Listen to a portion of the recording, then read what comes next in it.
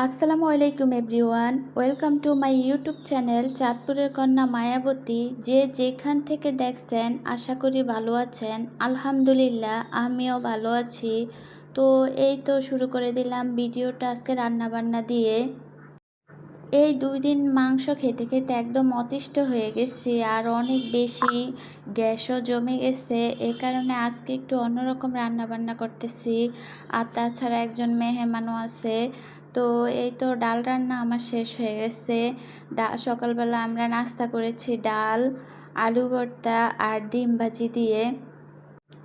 মাংস খেতে খেতে না একদম অতিষ্ঠ হয়ে গেছি। আমরা যতই মাংস মাছ খাই না কেন, ডাল ভাতে মনে হয় যে মজার খানা, এটার সাথেই অন্যরকম হয়।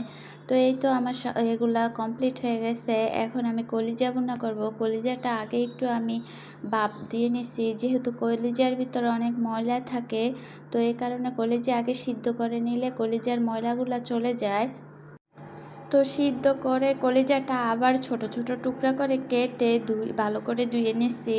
এখন ভালো করে মশলা কষিয়ে তারপরে দিয়ে দিচ্ছি কলিজাগুলা।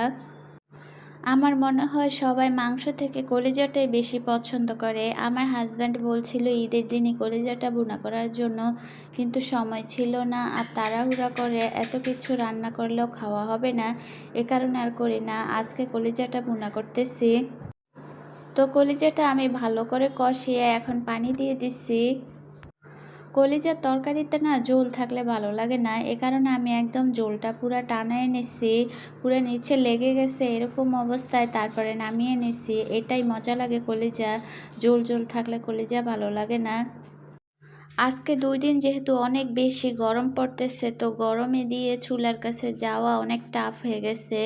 অনেক বেশি গরম পড়তেছে, সেই দিক দিয়ে মানে তাড়াহুড়া করতেছি রান্না করে কখন যে আসবো, রান্না শেষ করব সেই চিন্তা করতেছি।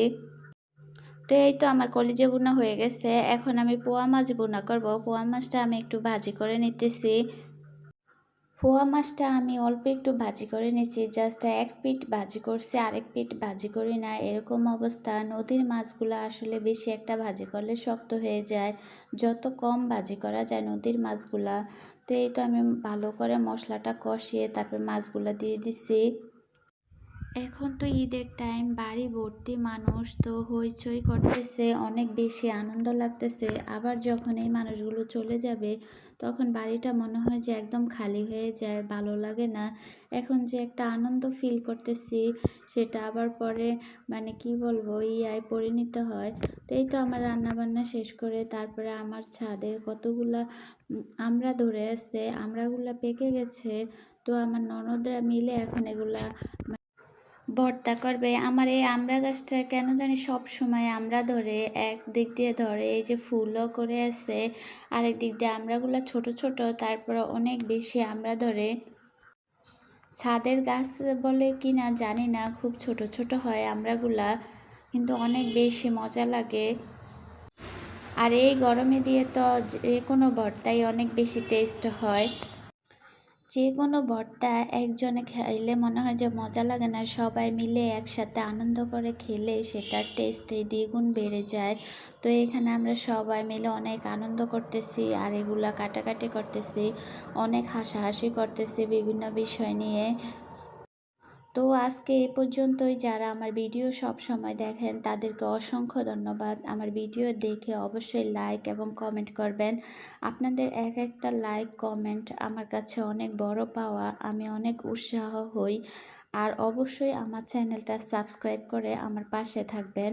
আমার নতুন নতুন ভিডিও পেতে অবশ্যই আমার চ্যানেলটা সাবস্ক্রাইব করে আমার পাশে থাকবেন। আল্লাহ হাফেজ।